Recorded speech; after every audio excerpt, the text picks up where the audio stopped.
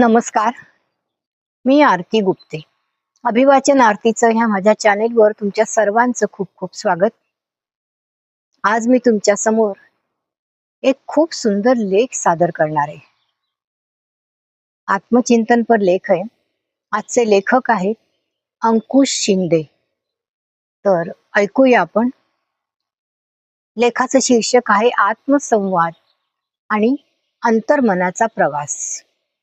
पण त्यापूर्वी आपली नेहमीची सूचना, जर आजचा लेख आवडला तर जरूर एक छोटासा लाईक द्या आणि कॉमेंट करा यूट्यूबच्या कॉमेंट सेक्शनमध्ये. त्याचप्रमाणे तुमच्या कॉन्टॅक्टशी शेअर करा आणि जर चॅनेलला प्रथमच आला असाल तर जरूर सबस्क्राईब करा, किंवा काही कारणाने राहिलं असेल सबस्क्राईब करायचं तरी सबस्क्राईब करा. तर ऐकूया आपण. आजचे लेखक आहेत अंकुश शिंदे आणि लेखाचं शीर्षक आहे आत्मसंवाद आणि अंतर्मनाचा प्रवास. जीवनाच्या पहिल्या टप्प्यात आपण नेहमी बाहेरच्या जगाशी जोडलेले असतो. शिक्षण, नाती, करिअर, जबाबदाऱ्या, मुलं, संसार या सगळ्यात मी कुठेतरी हरवतो. पण जेव्हा आपण वानप्रस्थात प्रवेश करतो तेव्हा पहिल्यांदाच आपल्याला स्वतःकडे पाहायची खरी संधी मिळते. हा काळ म्हणजे आत्मसंवादाचा आरंभ, स्वतःला पुन्हा ओळखण्याचा, आपल्या आतल्या शांततेला स्पर्श करण्याचा आणि जीवनाचा अर्थ नव्याने समजून घेण्याचा प्रवास. आत्मसंवाद म्हणजे काय? आत्मसंवाद म्हणजे स्वतःशी बोलणं, पण फक्त विचारांच्या पातळीवर नाही, तर मनाच्या गाभ्याशी पोहोचून स्वतःला समजून घेणं. आपल्या आयुष्यात आपण कितीतरी लोकांशी नेहमीच संवाद साधतो, पण स्वतःशी बोलायला आपण वेळ देत नाही. वानप्रस्थ म्हणजे स्वतःला भेटायची वेळ. मी कोण आहे?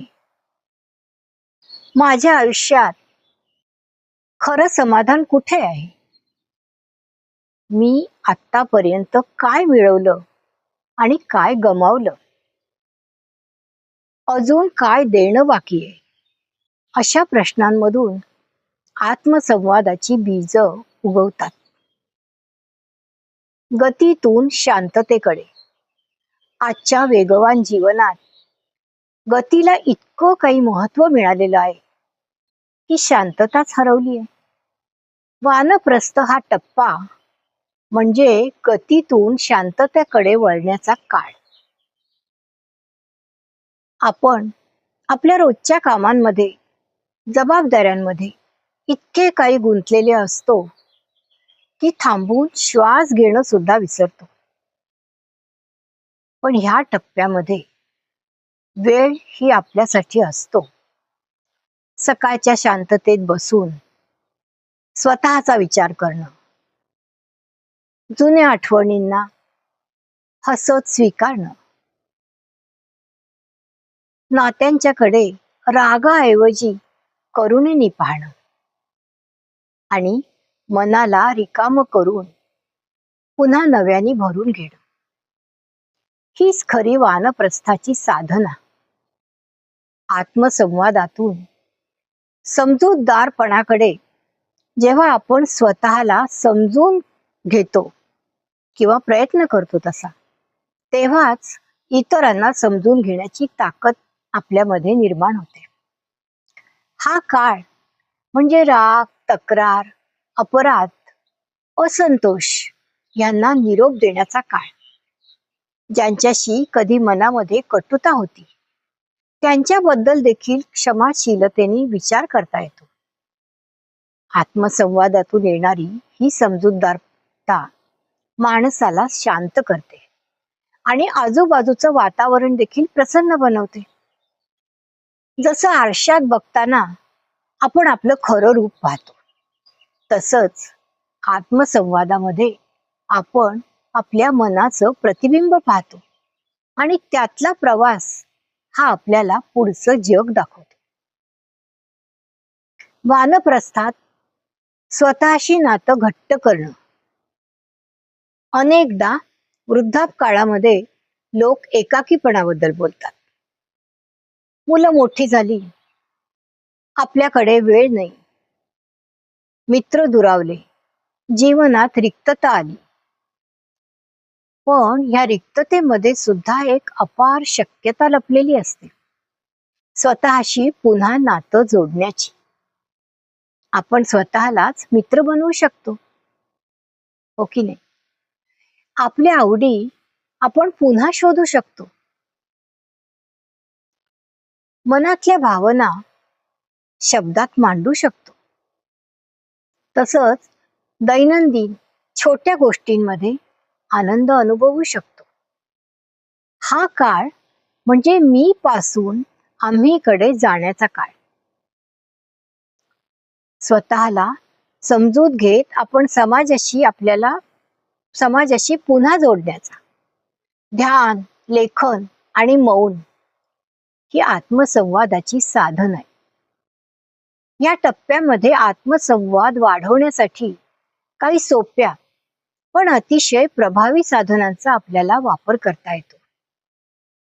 पहिलं म्हणजे ध्यान, मेडिटेशन. दररोज 10 ते 15 मिनिटं शांत बसून जर श्वासावर लक्ष केंद्रित करणं. दुसरं म्हणजे लेखन, जर्नल रायटिंग.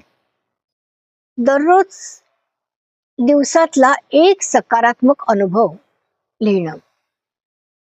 तिसरं म्हणजे मौन, सायलेन्स. काही वेळ स्वतःसाठी मौनाचा क्षण राखणं. ही साधनं जी आहेत ती मनाला स्थिर करतात आणि आत्मसंवादाची खोली वाढवतात. यातून जीवनातला गोंधळ स्पष्टतेत रूपांतरित होतो. वानप्रस्थ आणि आत्मस्वीकृती. या काळामध्ये शरीर वृद्ध होतं, पण मन वृद्ध व्हायचं नाही. आत्मसंवादाचा शेवटचा टप्पा म्हणजे आत्मस्वीकृती. स्वतःच्या चुका, स्वतःच्या मर्यादा आणि स्वतःमधली अपूर्णता स्वीकारणं.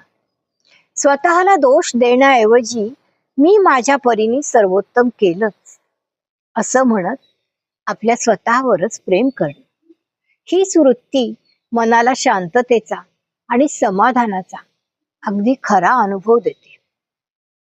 वानप्रस्थात जेव्हा आपण स्वतःला स्वीकारतो, त्यावेळी जगाला देखील आपण सहजपणे स्वीकारू शकतो. वानप्रस्थ म्हणजे आत्मप्रकाशाचा प्रवास. ह्या टप्प्यामध्ये आपण बाहेरचं नव्हे तर आतला उजेड पाहायला शिकतो.